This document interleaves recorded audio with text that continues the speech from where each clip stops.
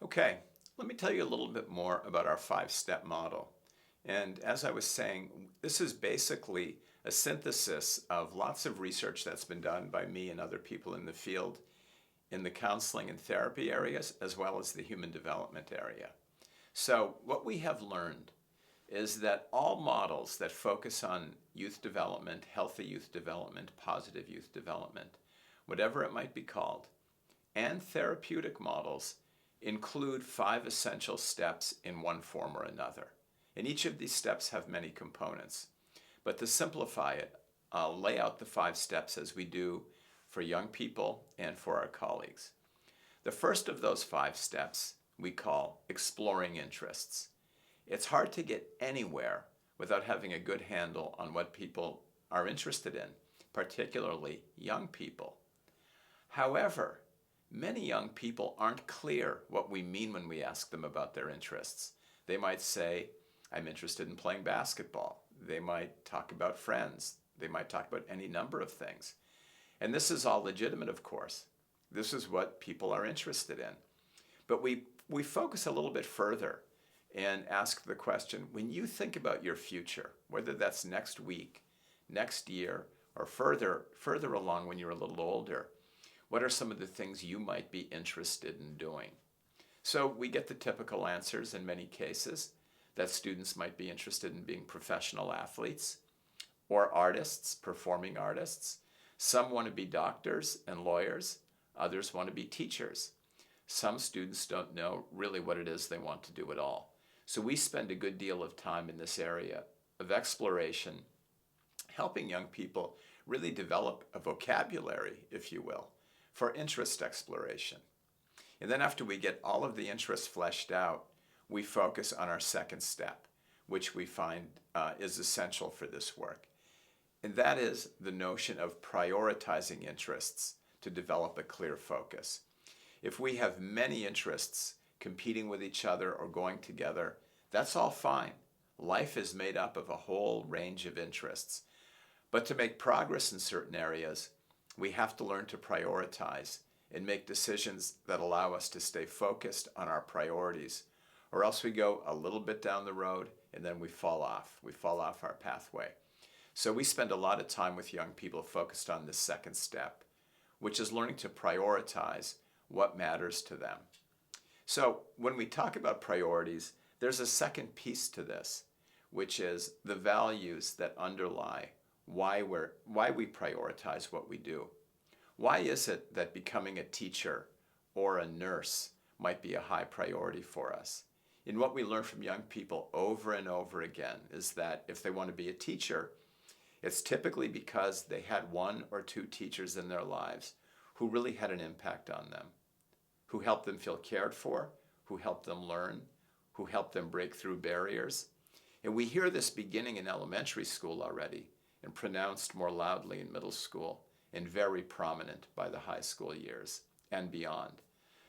In the area of nursing, the values underlying that typically are that the young person has been exposed to a nurse who has been helpful, who has helped their parents, helped them, or maybe they have seen someone who needs better medical care and didn't have access to it, had nurses who weren't effective.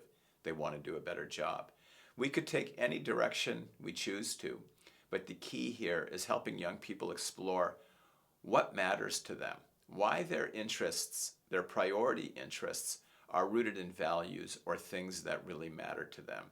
So, in many cases for children growing up in poverty, what matters is having enough money to survive, helping family members get out of poverty, hoping that they can have a better future than the one their parents had or their siblings, their older siblings might have had.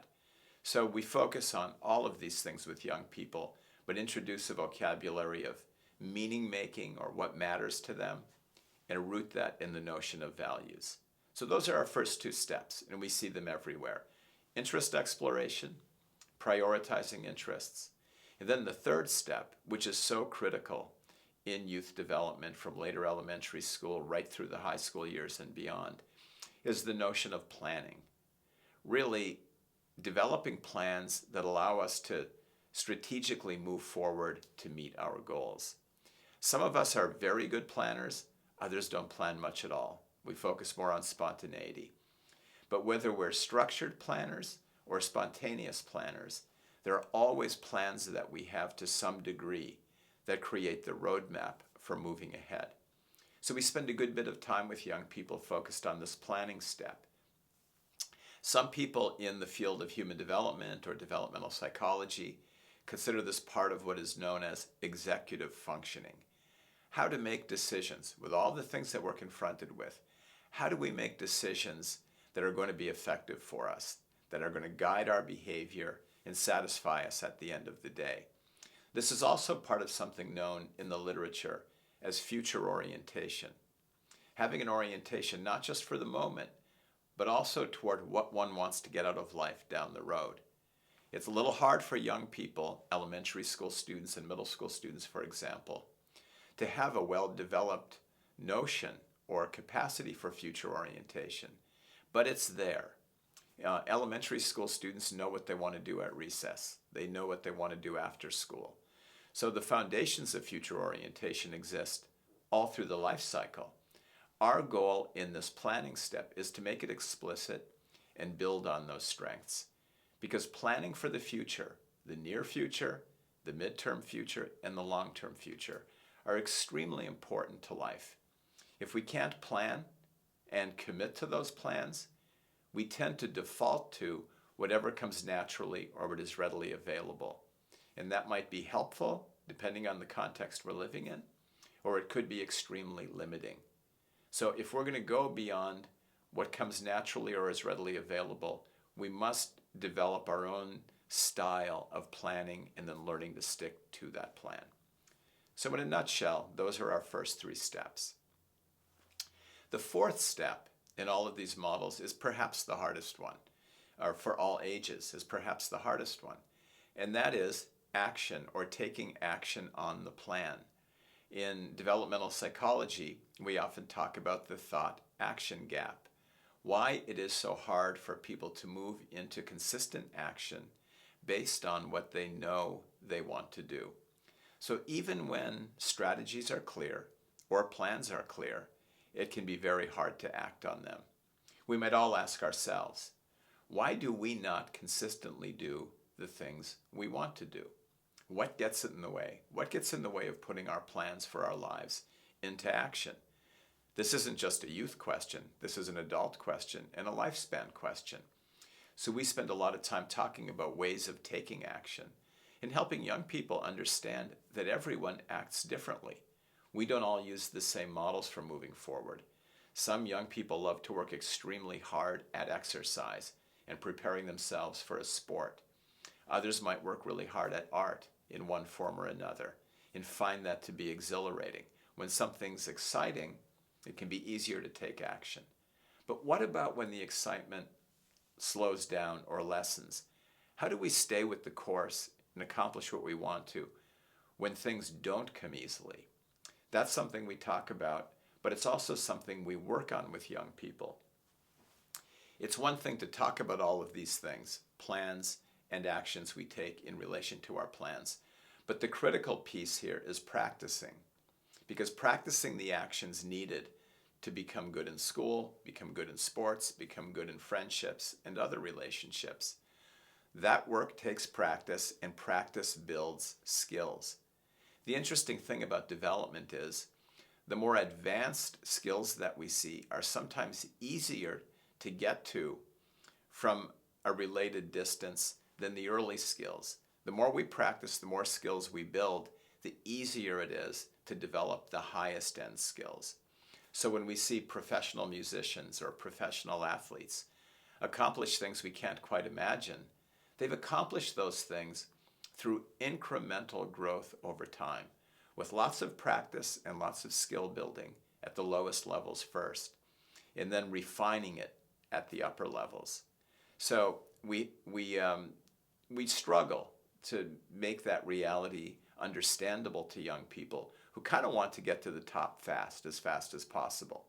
That is understandable. So the whole notion of delayed gratification comes into play here. To get what we really want, we're going to have to be willing to deal with frustration, setbacks, and barriers that get in the way. So we talk about that a lot and work with young people in that regard as well. The final step in our model we call assessment.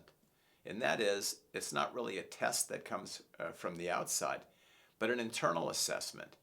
How am I doing with the actions I've taken related to my plans? Am I sticking with my priorities? Have I changed priorities?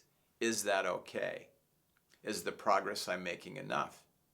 Is it the kind of progress I want to experience? Do I really like this plan now that I've put it into action and have accomplished pretty much? Or do I want to change course? So we also make it clear that just because we develop a plan and act on it doesn't mean we need to stick to that plan forever. In fact, at more advanced levels of possibility development, flexibility is really important. It comes into play. We need to be flexible enough to change course to more optimal directions that suit our needs and interests as things change, as our preferences change, as our contexts change, as opportunities change. So if we rigidly follow a path, that'll get us to a certain place. But ultimately, we need flexibility to adapt, to be able to adapt to new challenges, and to adapt according to the new skills we've built in the areas that we've been pursuing. So one of the things we really underscore with respect to this model is we are not trying to teach young people to get to a specific place that they stick with and accomplish once and for all. We're really teaching them how to get to where they want to go with planning, with skill development, with imagination, with flexibility, and ultimately with the ability to change course when they need to or want to, because life will demand that. Nothing stays the same. Things are always shifting.